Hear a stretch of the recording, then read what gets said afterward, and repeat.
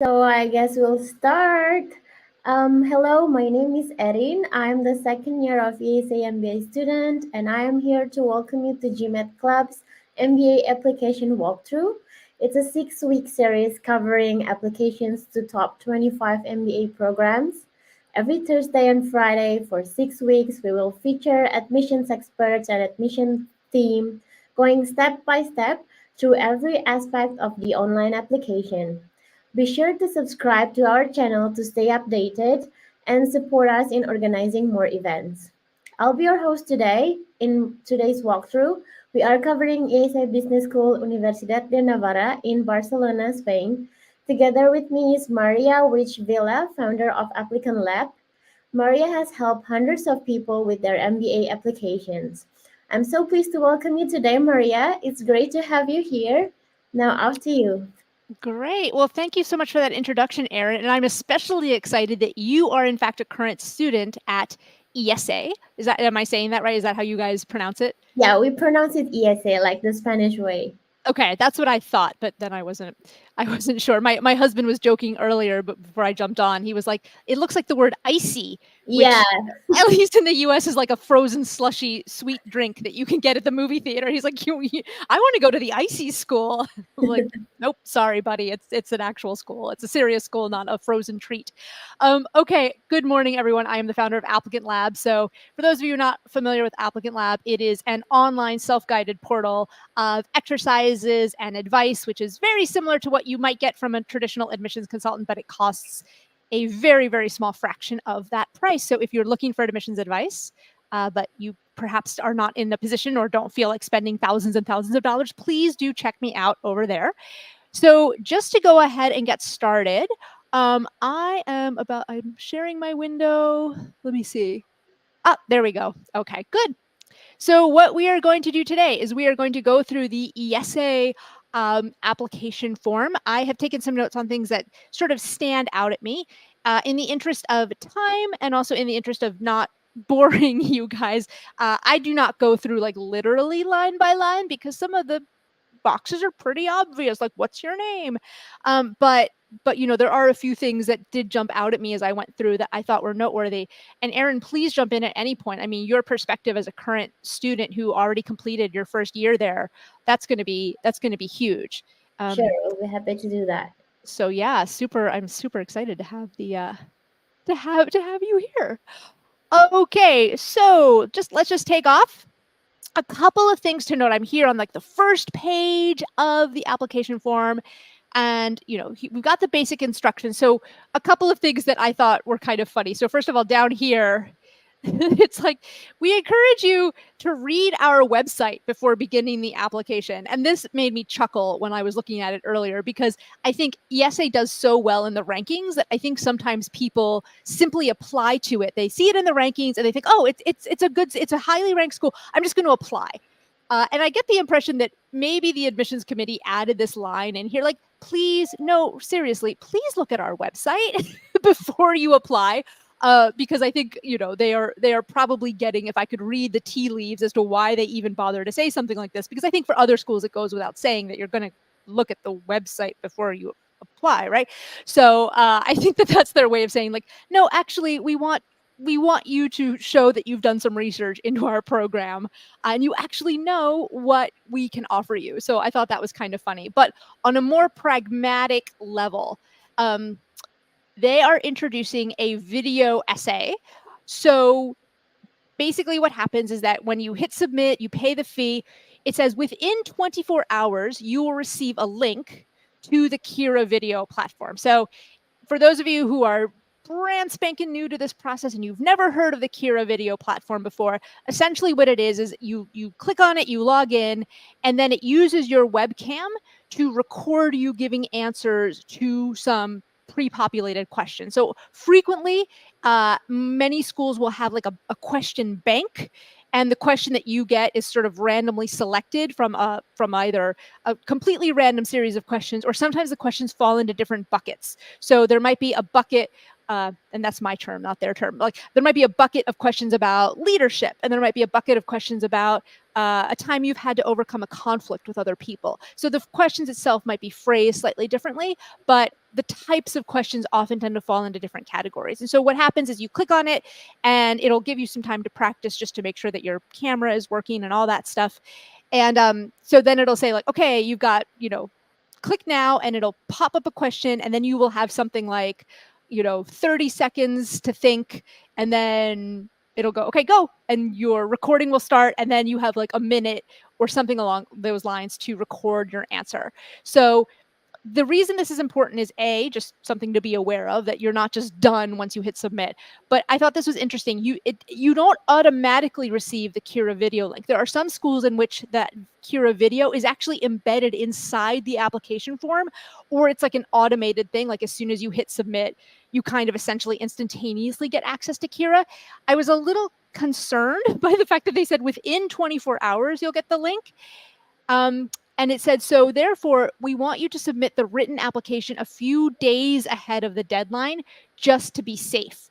So because it seems like this Kira video is required for your application to be considered complete, the deadline that they post, in my opinion, is not the actual deadline. For you, the written application deadline should be maybe at least 2 days before the deadline, just to give them enough time to send you the link and you enough time to record it. So I think that's an important logistical note. Now, if this is a new thing that they're offering, I am sure that they will probably end up having to be a little bit forgiving, because it seems like it's a new thing. Actually, Erin, I don't know, did you have to do a video essay when you applied, or is this really a brand new facet to the application? It is a new thing. So when I did the application, I didn't have to do this video essay.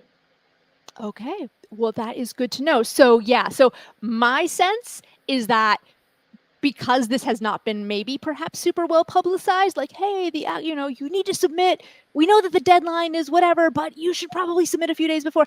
I think if there's probably going to be some bumps in the road with a lot of panicked people submitting on the day of the deadline and then not getting their Kira link, and then the panicked emails start flooding the admissions office of, I didn't know about this. So I have a feeling that they might be a little bit lenient, especially since this is the first time they're rolling this out. But why take that risk? So just a heads up, if you are applying to ESA, try to submit a couple of days beforehand. All right, so moving on. Personal data. So the personal data forms, this is the most standard form. I probably will not spend any time here at all. It's pretty basic stuff like your first name, your last name. If you're either a Spanish citizen or of Spanish descent, perhaps from Latin America, you would put your second last name as a separate one, as Maria Wick Vila. In Spain or Spanish-speaking countries, in the U.S. I hyphenate it because that's what American brains understand. But if I were applying, I would have like Maria, and then Wick would be my first last name, and then my second last name would be Vila. So I was like, oh, that's an interesting little cultural note. And so, this is all pretty basic stuff. I also got a bit of a chuckle out of the fact that for these, it says like, please only capitalize the first letter. And sometimes I'm like, oh man, that probably means that they got a lot of people writing in like, my name is Maria, my name is Aaron, in all caps. And it's just sort of like, it feels like the person is screaming. So it must have happened enough times that they actually bothered to put a little note here, like asking you to please be nice and not do that. Everything here is pretty standard. Not a lot of schools in the US will ask you to upload, I don't think, scans of your passport or your passport number, but presumably because ESA is such an international, diverse student body, I would guess that a large number of people will need some sort of a student visa to study there. And so they probably want to verify that aspect of your identity a bit earlier than perhaps some other schools need to. So are you the first in your family? Yeah. I got some notes in here in the chat. So it's from Supersonic Foxbat. He said he has a speech disability, he or she, sorry, I don't know. Will there be some reasonable adjustments for the essay given to him or her, as it will take more time to say the same thing? Oh, that's a great. So first of all, Supersonic Foxbat. That's probably one of the best usernames I've encountered. Like that's I don't even know what a Foxbat is, but I love it. So I think, first of all, absolutely, definitely describe the disability here. I do think one of the challenges for someone with perhaps who has difficulties with speaking is that my understanding, and Erin, please correct me if I'm wrong, my understanding is that ESA is primarily based on the case method. So the case method is a discussion-based curriculum where you are essentially graded on the points that you make. It like, do you make good points during class discussion? Like, do you just, if you just repeat something someone else has already said 2 times, you're probably not going to get a very good grade. But if you say something kind of unique or insightful, so I don't think you have to be like an amazing speaker to have to succeed in the case method. In fact, I think in many cases, the case method can be an excellent way for someone who is perhaps not originally a strong speaker to become a strong speaker, because by the end of those 2 years, I don't know, Erin, if you've encountered this, but I also went to a case method school, and whew, by Yeah, the end of it, we they had so didn't. many cases. Yeah, exactly. They had not made me like a flawless speaker, but they had certainly knocked some bad habits out of me. Not all of the bad habits, but some of them. Because after a while of doing hundreds of these cases, you start to you learn like, oh, the professor just gave me not a great look, so that was probably a pretty bad comment. So duly noted. So I do think what you should do, Supersonic Foxbat, is you should definitely explain that. And then I think when it says, please describe your disability, what you might want to do is say, you might want to just address, I'm a big fan of addressing the elephant in the room. That is, if there's something that you're worried about, if you're worried that this disability might mean that when they look at your Kira video, there might be some concerns on their part, I would just upfront say, I have this certain speech disability, here's how it impacts me. And I respectfully ask that when you review my Kira answer, that you take this into account, or something like that. So if that's the thing that's worrying you for the admissions process, I would say just address it up front in this little box where you can describe your disability. Okay, so moving on, please upload a professional photo that you would use for a job application with a white background and a maximum file size of 500. So at least in the US, you don't normally upload a photo of yourself. And so I thought this was an interesting cultural difference. Like, oh yeah, like the type of photo you use for a job application. I'm like, I have never used a photo for a job application. But on a pragmatic level, my little quip aside, 2 things to note. It has to be on a white background. That part should be pretty easy to do because most people have access to a wall someplace with a white background. But the maximum file size of 500 KB, that's kind of a small file size. So just realize, reason, I'm always like, there's a million reasons why you should not wait until the last minute to submit the application form. And this is another reason, right? We all have photos and selfies and whatever, but I don't know, you might have to find a way to make it that small of I think that's a pretty small file size. So, you might want to give yourself enough time that if you have to find some sort of online, there are these online things. It's like, make my file size smaller.com. You might need to run your photo through something like that first in order for it to qualify. Moving on, I think this is all pretty, copy of your passport, your addresses, mailing address and permanent address. The mailing address, it will be something different if you are, say, temporarily on assignment somewhere. So the most common one that immediately comes to mind is, for example, if you're a management consultant and you're normally based in, I don't know, Chicago, but for the past X number of months, you've been based in, I don't know, Dubai, then you can change those. You can put different addresses. For many people, it will probably be the same address. The other one that occurs to me is people who are out on oil rigs. That happens a lot, where people they live in, say, I don't know, Kuala Lumpur, and then they are, but I'm on an oil rig 6 months out of the year. So if you want to reach me, there's a different way to reach me. Okay, phone number. Are there any alums in your family? If you have a partner, are they also applying to the MBA?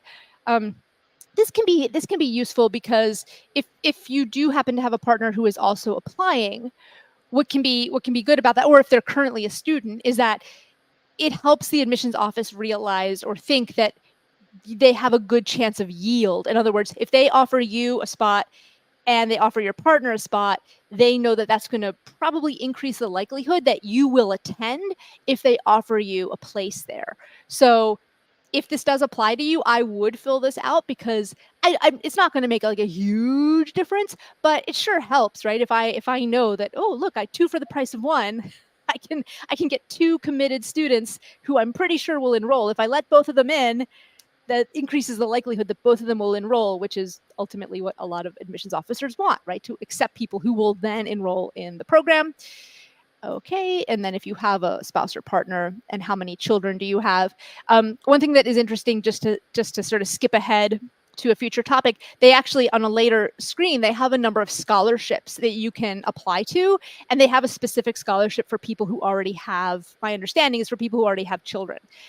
That's very nice. Not a lot of schools will necessarily do that, and so I would hope that that means that they give you a more generous scholarship, because obviously children are expensive.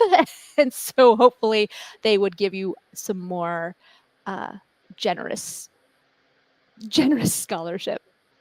All right, so moving on to the next section, test scores. Notice that they are accepting the new-ish GMAT focus exam. So that's something that you might want to keep in mind.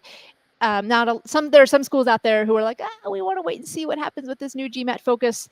But with no matter which, you can select all 3 of them. That's interesting.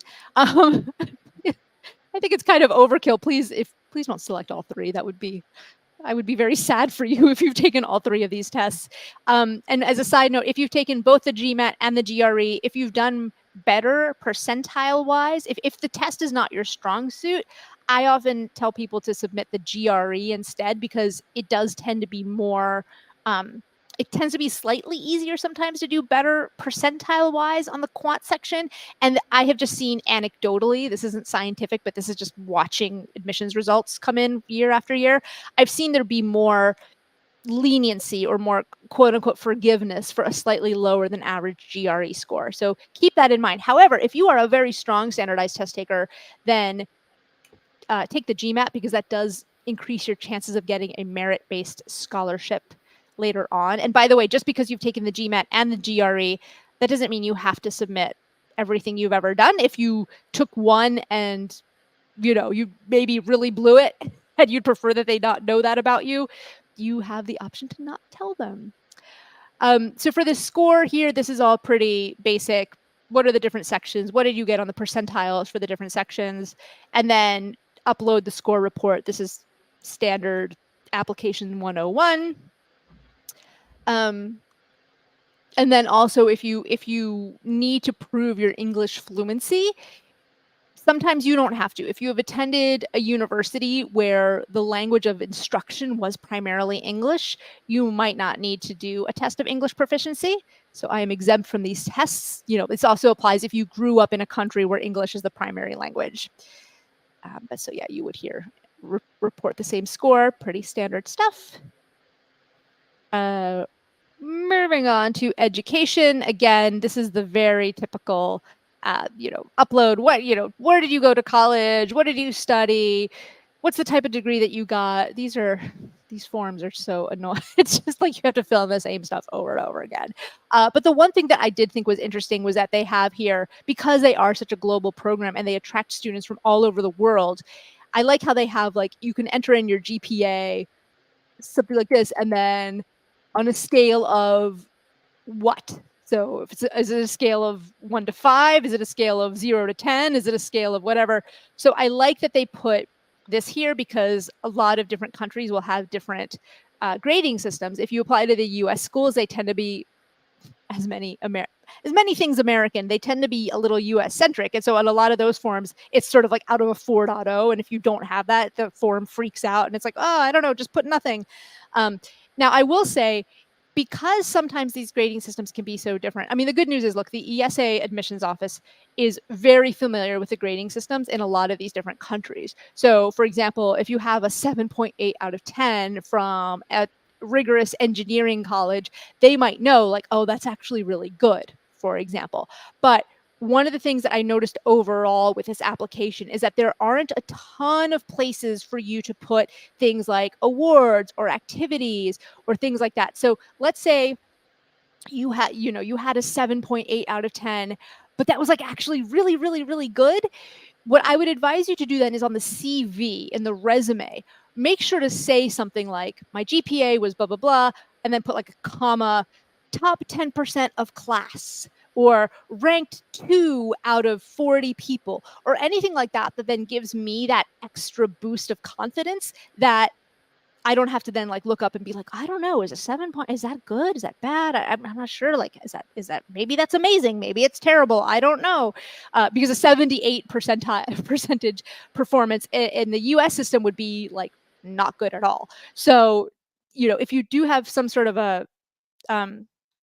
if you did very well, if that 7.8 actually is like a very good score, then make sure to perhaps in the CV point out to the reader, like, yo, this was super awesome. You also, by the way, and many schools ask for this, if your diploma is written or the transcript is written in a language other than English, you will need to find someone, an official translator, to translate it for you. So it can't just be you translating it yourself, as easy as that is. So this is yet another logistical thing to keep in mind. So even though the deadline might be September, whatever, add in a couple weeks maybe to find a translator and get that transcript translated. They give you the option of English or Spanish. Why would I just do it in English? Because then that way you can use that translation for a lot of schools, unless if you're only applying to schools in Spain, I suppose.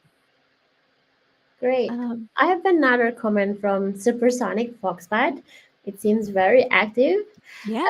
It seems that Supersonic is interested in YTP program, and Supersonic will be applying for the different MBA at ESA. How different is the ESA YTP process than this ESA MBA? Supersonic Foxbat, I actually don't know. I know the YTP program is that sort of deferred admissions program. I think it means, and correct me if I'm wrong, I think that means that you are a current college senior, for example, and you are applying in order to. Yes, I can actually help for that. Yeah, great, Erin. I was going to say maybe you have classmates, Erin, or I maybe you do. yourself. Okay. So actually, one of my friends, she's from the Philippines. She was an ex-YTP program, which is a youth. What is it? Stands for the Youth Young Talent Path. So it's for an undergrad or recently grad, and has been working only up to 2 years. And if you want to join, like you want to feel the experience of MBA students in ESA before MBA, you basically can try this program, and they'll give you scholarship, and they will just automatically like put you through, so you don't have to do another application for the MBA program, and you got the scholarships, which is great. And she was from that program, and she's in the same cohort with me. Yeah, so that's a great like trial, I will say, if you want to feel the experience of the MBA students before the MBA program itself. Yeah, it sounds like a really fantastic opportunity. I like the fact that it looks like there's a portion of it where, because a lot of the deferred programs for current college students are like you apply, you get in, and then nothing happens until you enroll 2, 4, 5 years later. But this seems like it really has like a pre-enrollment, pre-MBA portion to it. So I think that's really nice, because it seems like it's much more robust perhaps than the typical deferred program. And I mean, who doesn't like a scholarship? But however, we are focused in terms of the application itself. For today, what we're focused on is the MBA application, but I would assume that a lot of the same principles. I can't imagine that it's a drastically, completely different application. They're not going to ask you to submit submit a drawing of what capitalism means to you. It's probably going to be a similar type of an essay and a similar type of application form. Probably safe to say.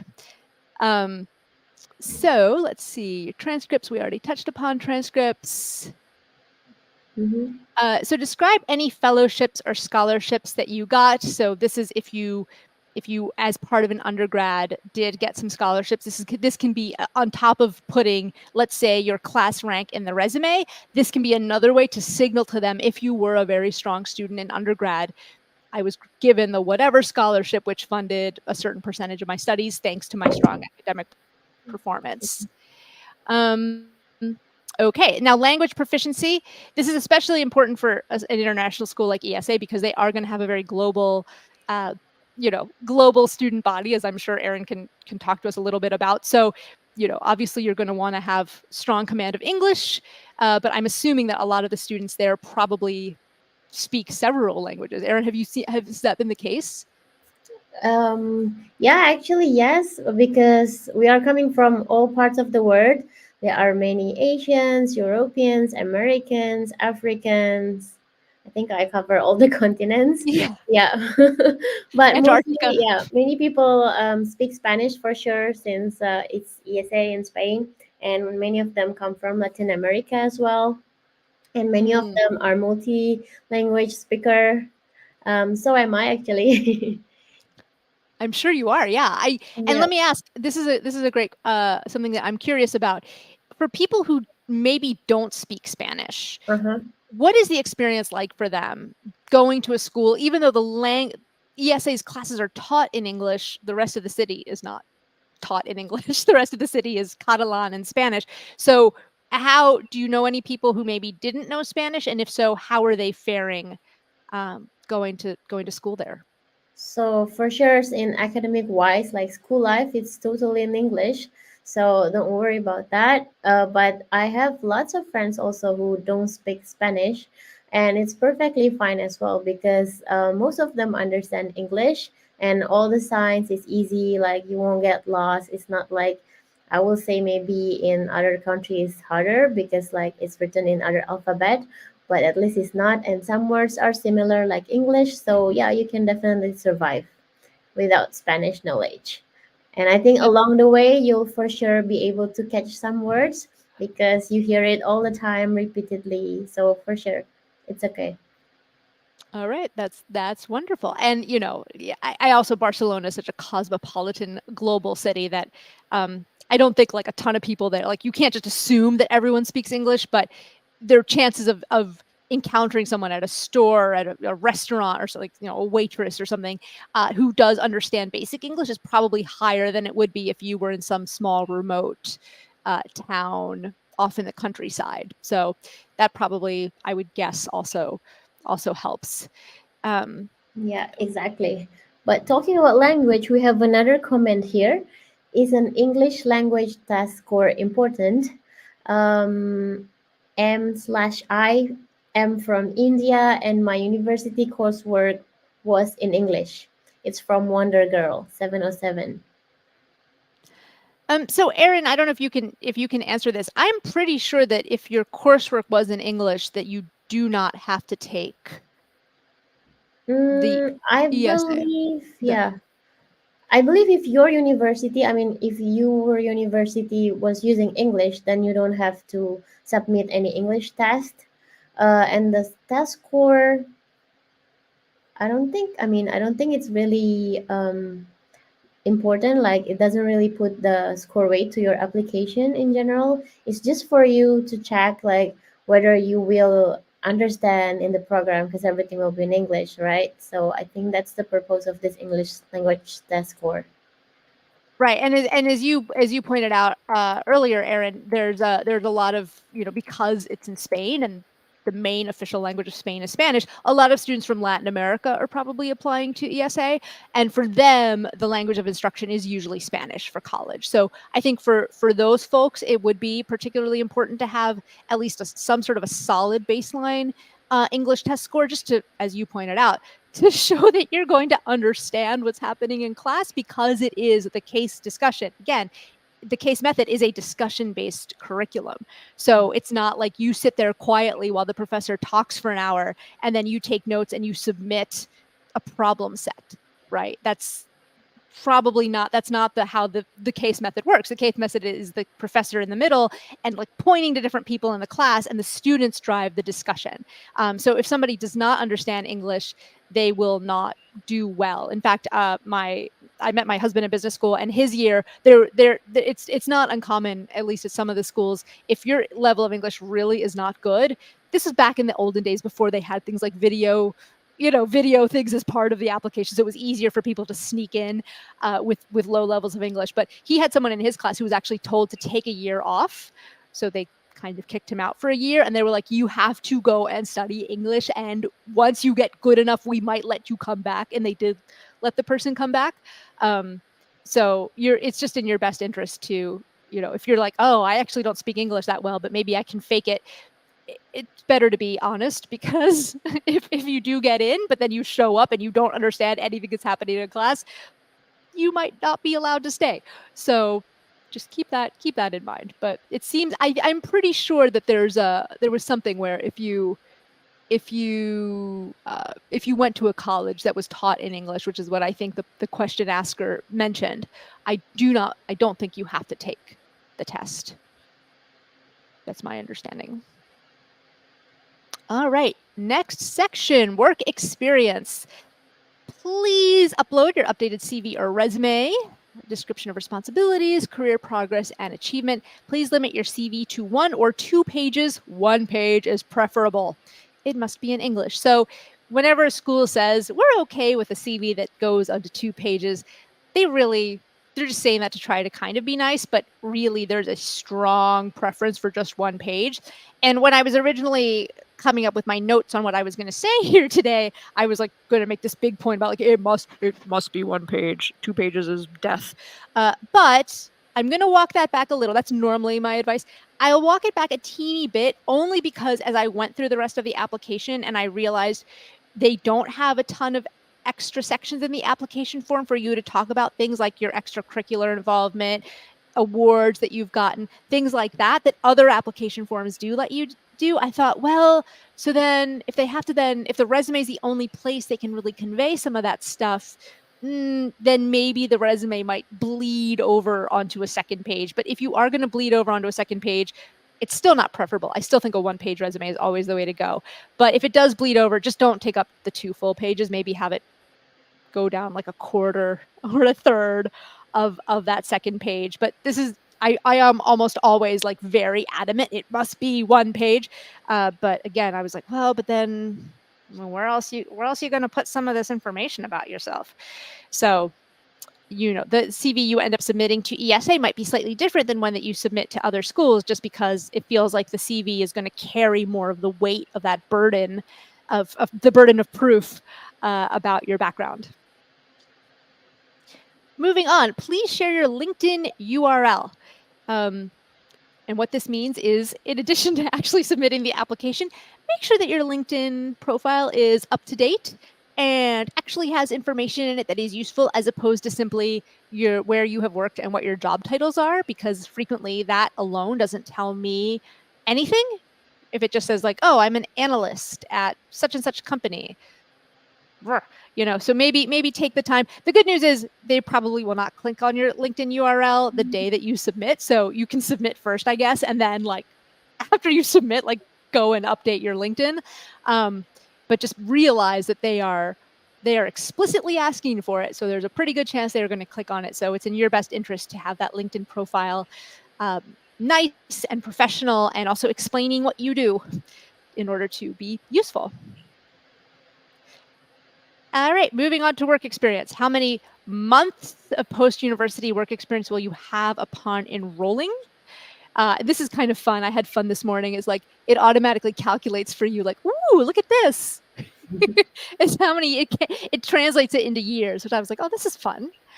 And then, so every school pretty much asks this, but this part down here is something that not every school asks. And ESA, I often think that a lot of schools through their application forms are trying to indirectly tell us something about what matters to them. So notice how here they have 2 separate things asking about, have you worked in an international environment? Projects, teams, multinational companies?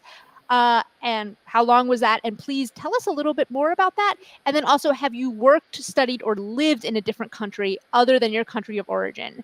So for me, again, this is a very global program. Yes, it is based in Spain, but it is not primarily made up of students from Spain. It is made up of students from all over the world.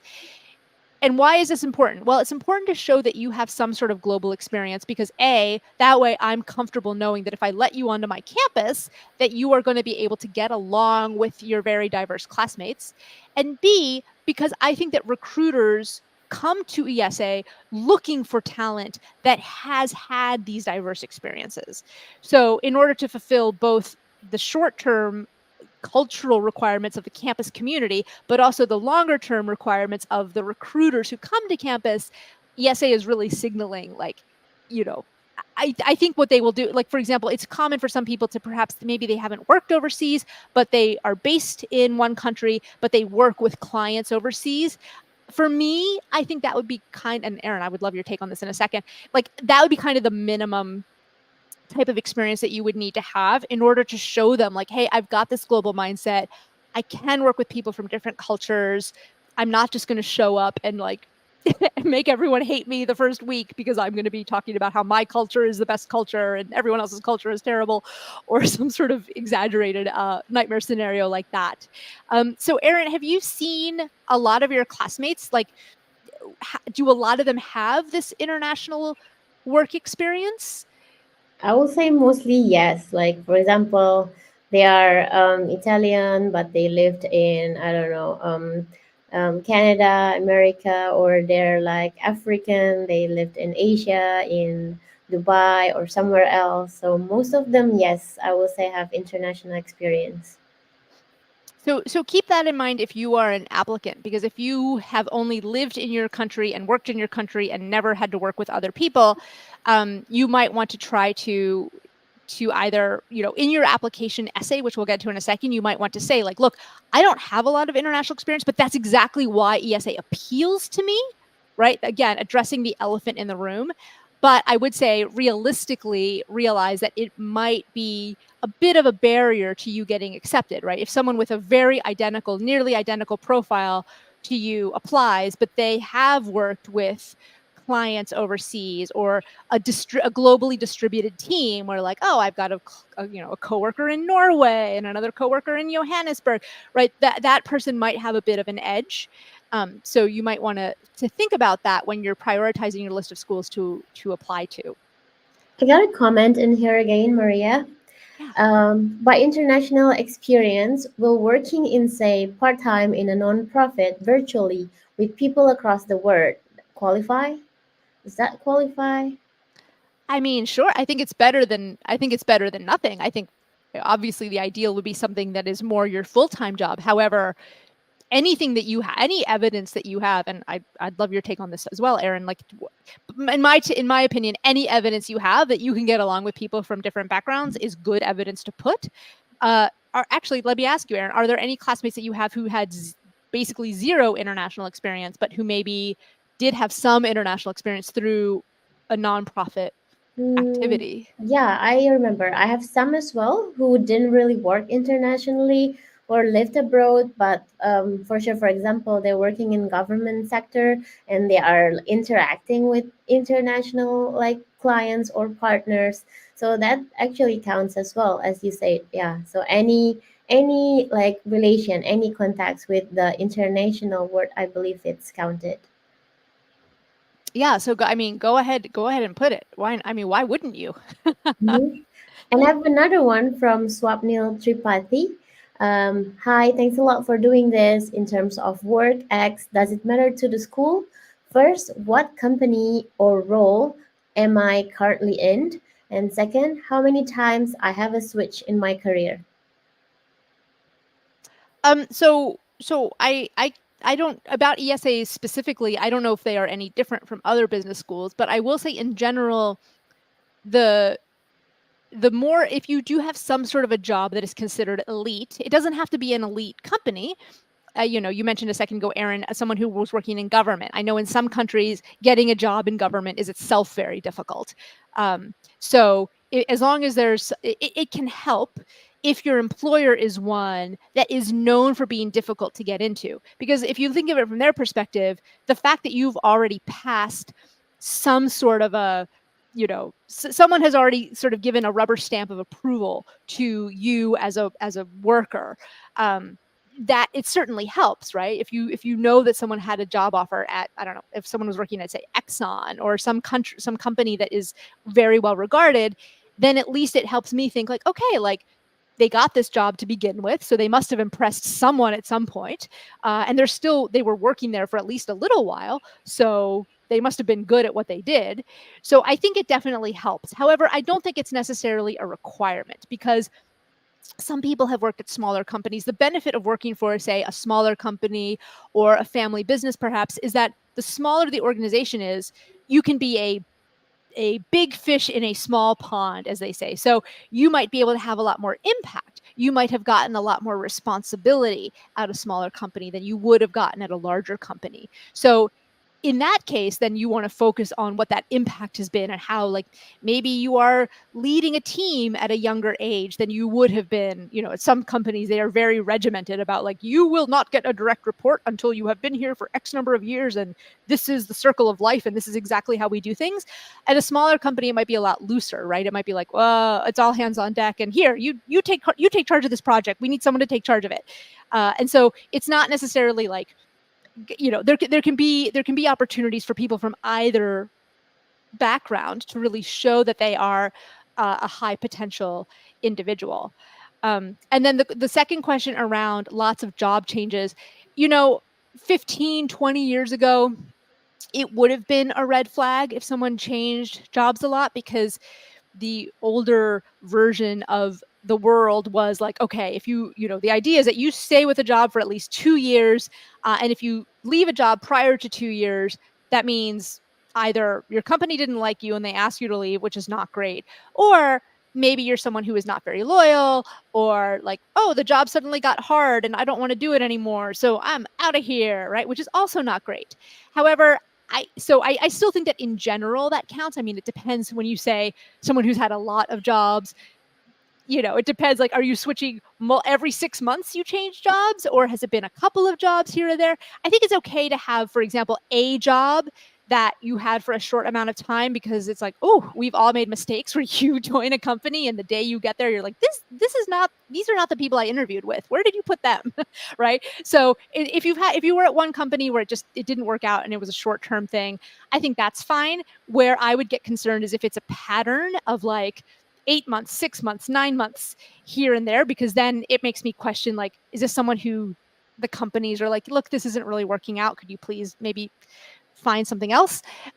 Or is this someone who just like, oh, I'm an argumentative person and I don't get along with anyone, and so I'm out of here, right? You all are stupid, right? Anything, right? It can often point to perhaps some unsavory personality traits. Now, I will say, I think in recent years, especially with this pandemic, there I think it's going to be much more forgiven than it was in the past, right? Because we've had a pandemic, we've had layoffs, all these tech companies are doing crazy layoffs, there's inflation that's going crazy, and so the economy is going crazy because interest, like, so because of the pandemic and its cascading negative resulting effects, I do think it's gotten harder for even like good, hardworking, kind, nice people.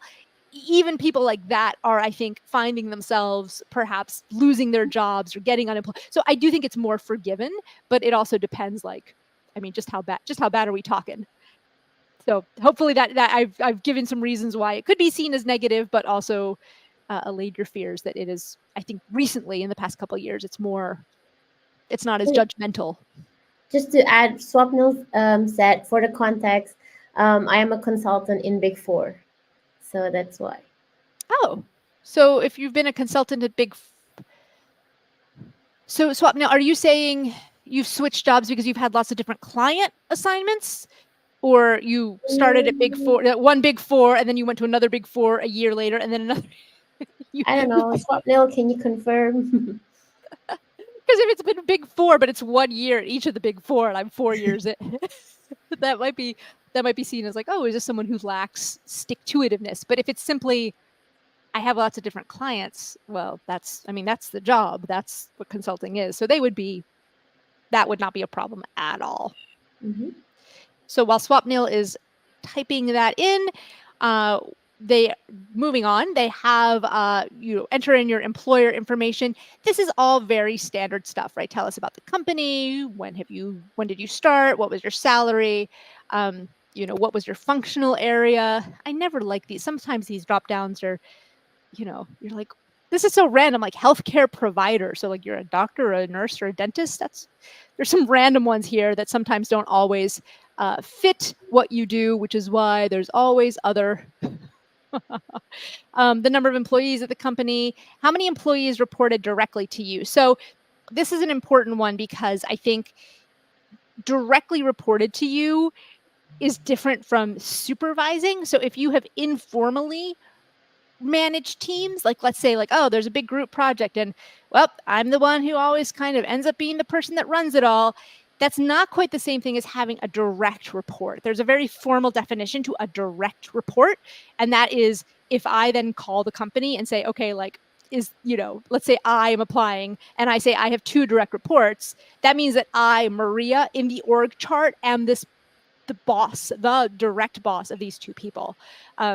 So what I would do is if you are managing others, but in more of an informal capacity. So Swapnil at the Big Four, like if you're doing consulting projects where maybe, you're not really the person in charge, but you're changing from group to group. And in any given group, you might be helping manage 2 to 5 other teammates, whatever that is. You can put that detail in the resume. You can say, I coordinated a team of 5, or I organized a group of 10 to achieve whatever it was. But I would be careful to not overstate the direct reports because that usually does have a very formal, narrow definition. And I don't want you to get in trouble later if you say, I've got 5 direct reports, and then you get accepted, and then I, as the school, do like a background check, and I call your company or I call your boss, and I'm like, well, how many? And they're like, well, she doesn't have any direct reports. Well, that could be problematic in terms of you maintaining your accepted status. They might revoke that offer of admission. So be conservative. Swapnil has confirmed, by the way. Haha, no. This is my second job. Total YOE is 3+ years plus 1 year full-time internship. In Big Four, about 2 years now. I was thinking if I should stay or make a switch. Oh, okay. I get the question. Okay. So Swapnil, you've been at the current company for at least 2 years. So I think it is fine for you to make a switch. I don't think that will raise any red flags if you were to make a switch at this point. And you might actually want to look at, so you're at 3 years. Since you've been at this job for 2 years, I do think it's probably, if you are looking to make a switch, it's probably okay. And also, you might want to look at what's the average number of years of work experience. Because I wonder, Erin, do you have a sense of what's sort of the average, your Um, classmates? it's 3 to 6 or 7, like that. So maybe what you could do, Swapnil, is if you're looking to apply now, you could apply now and see what happens. And then if you don't get in, maybe then you switch to another job that might give you different or better or broader responsibilities, let's say, and then reapply in another year or 2. We have 10 minutes left. Oh no. Yeah. That's okay. I think we've covered the major things, but I thank you guys for letting me know. I came over to the side to see Swapnil's question. But so yeah, why don't you, if you're interested, Swapnil, maybe apply this year, see what happens. And if it's a no, maybe that's a signal to you that you need another year or 2 of work experience. And then at that point, maybe you could apply and find a different job. Okay. So here you will talk about your post-MBA preferences. This is a drop-down. And what's interesting is that I'm going to skip ahead now to the essay questions. I'll come back to the other stuff in a second. There's a career goals essay. This is basically like, what's your career goal and why is our school the school that's going to help you reach those goals? It's so obvious, but sometimes when we're in the middle of filling out these forms, we forget. Just make sure that whatever you put in this essay, it matches what you put here at the bottom for what your post MBA preferences are. So, if you want to work in consulting, let's say, like put that here, but then also put it in the essay. Just the essay for ESA. Oh, that rhymes. Okay. So most students have the option of completing the program in 15 months by studying during the summer instead of doing an internship. Are you interested in this? I would, if you are interested in any kind of a career switch, I would not select this option because that summer internship during business school can often be really key to your post MBA employment. Erin, I don't know if you did you just, oh yeah, the summer is end. Did you do a summer internship? Yeah, Erin, so you can choose between summer internship or the project. So there is entrepreneurial project or individual project. I chose the entrepreneurial project one. So that's also a cool experience because it's different, it's intense, only 9 weeks. Otherwise, you'll do internship somewhere in the world. Depends on where you are. Yeah. So some of my friends flew away all around the world and come back. They've started the class already now. oh, that's great. Yeah, I like that. You get some sort of a pragmatic hands-on experience, whether you're trying to start a company or you're working someplace. I think that hands-on experience is super, super valuable. So I would only really recommend this accelerated option if you are sort of much further along in your career, or you like you've already worked in a certain field and you plan to continue in that field, and therefore that hands-on experience is not going to add a whole lot to your background. Select the clubs you plan to participate in, select up to 3. This is pretty obvious. Have you applied before? They want to know if you're a reapplicant. Someone referred earlier to the YTP program. So if you did apply in a previous year and were accepted as YTP, then here's where you would enter it. Please select the source of your interest in the program. The one thing I would say is put here whatever you've done, but this is a signal to us, all of us, that number one, it's important to show a school that we've actually taken the time to get to know them, to show them that we're actually genuinely interested in them. So if you haven't already done, like, I think below they might have have you done some sort of events? Yeah, like the information sessions or an online, at a minimum, try to do an online MBA event prior to submitting your application to show that you're genuine about your interest in the school, and no matter where you are in the world, you can do an online event. The one thing I would not say is I would not say the press as my primary interest, because that says to me that, oh, you heard about me in our rankings and you're not actually interested in what I offer as a school that has, the values that ESA has, that you're just chasing the rankings and nothing else. What other schools are you applying to, and what selection criteria are you using? So be logical here. Do not say, I'm applying to other programs that are all like 1-year programs, in Germany. Like ESA is a 2-year program, right?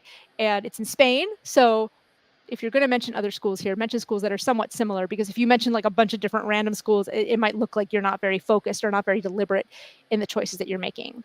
The financing section, in the interest of time, I'm not going to go through this, but just realize schools are increasingly letting us know through the application form, at the application portion, like you might not get a full scholarship to come study here. And if that is the case, you will have to pay for this degree, part of it, all of it, something like that. So just realize that if we let you in and we don't give you a full scholarship, you will be expected to either pay through savings or to usually take out a student loan. So I like that the schools are getting increasingly aggressive about signaling this in the application, because it's very frustrating when somebody applies and they go through the whole process and they get in and then they're like, wait, what? I have to pay how much? Woo. And then they're like, I'm out of here. And then it's just a waste of literally everyone's time. So anyway, moving on. Career goals essay. We already touched upon this. The optional essay is usually a place where you would put something like, my grades in college weren't very good and here's why. But in this case, because it says, is there something else you want to highlight about yourself which has not been captured in your application, this might be a good place to put, let's say, a leadership essay, especially just because there aren't a lot of other places for you to put things like awards that you may have won or whatnot. The recommendation, it's a pretty standard, where is it? Okay, here's the recommendation form. Pretty standard questions. Describe how you know the person. Describe how their potential compared to those of other, basically, how is this person good? And then what's the most constructive piece of feedback you've given them? What's the time they mess something up? And how have they gotten better? Note that this does not have the little check boxes. A lot of the other forms will have these identical little mini essay questions. So that's good. If you're applying to multiple schools, there's a chance that you can just ask your recommender to reuse the same recommendation in multiple places. But this one doesn't have, sometimes they have like little check, like, is this person in the top 5%, 10%, whatever, of communication skills, teamwork skills, and all kinds of other skills. The one thing I wanted to point out, sorry, for financing, was it here? Sorry, super quick. Scholarship essay. I had this in my notes and I got freaked out by how little time we have left, so I skipped it, but I'm coming back to it. So select the scholarships that best represent your candidacy. I looked it up, and since we have an actual expert here in Erin, let me know if I'm wrong, but it looked like the Trust and the Excellence Scholarship are kind of like the general, kind of the ones that are From sort the of dean, if I'm open. not mistaken. I'm sorry, I It's was from the dean, if I'm not mistaken. okay. It's from the Yeah, dean. yeah, from the Perfect. school. Like, yeah. Okay.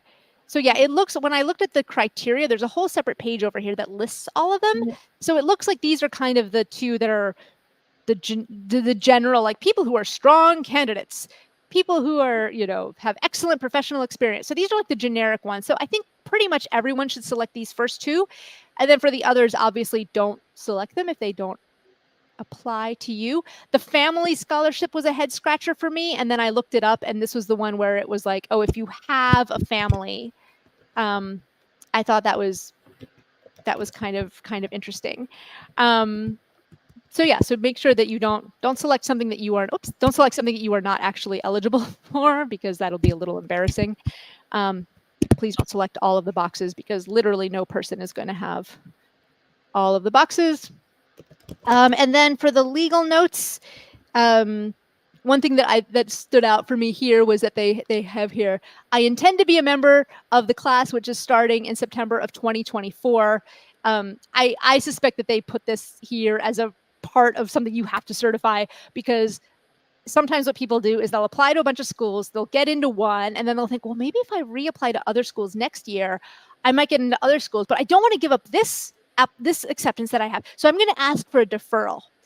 For me, this is the ESA's way, their administration's way of saying, like, we're probably not super into granting deferrals, right? If you're applying now, it's because you plan to enroll next year. You're not using us as some sort of a bargaining chip for another school.